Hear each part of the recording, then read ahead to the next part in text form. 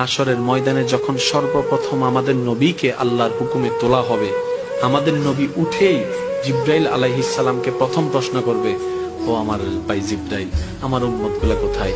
আইনা উম্মতি, আইনা উম্মতি, আমার উম্মত কোথায়? আমার উম্মত কোথায়? আমার উম্মত কোথায়? আমি উঠার আগেই নাকি আমার উম্মতকে জাহান্নামে দিয়ে দিয়েছো নাকি?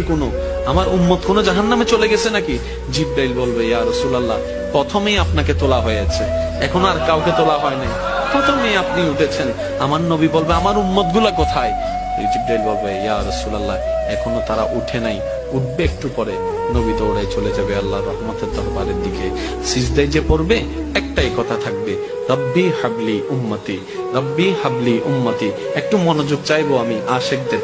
রব্বি হাবলি উম্মতি, ও আল্লাহ, আমার উম্মত গুলাকে আমাকে দিয়ে দাও। তো উম্মতের লিস্টির ভিতরে তো আবু বকর সিদ্দিকের নামও আছে, উম্মতের লিস্টির ভিতরে তো ফারুকে আজমের নামও আছে, উম্মতের লিস্টির ভিতরে তো সাহাবায়ে কেরাম আজমাইনের নাম আছে, উম্মতের লিস্টির ভিতরে তো আহলে বাইতের নাম আছে, উম্মতের লিস্টির ভিতরে তো তাবি তবে তাবি আল্লাহর ওলিদের জান্নাতীদের নাম আছে।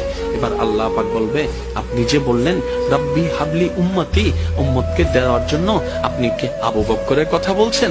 নবী বলে যে না, আমার আবু বকরকে নিয়ে চিন্তা নাই, আমার ফারুককে নিয়ে চিন্তা নাই, আমার উসমানকে নিয়ে চিন্তা নাই, আমার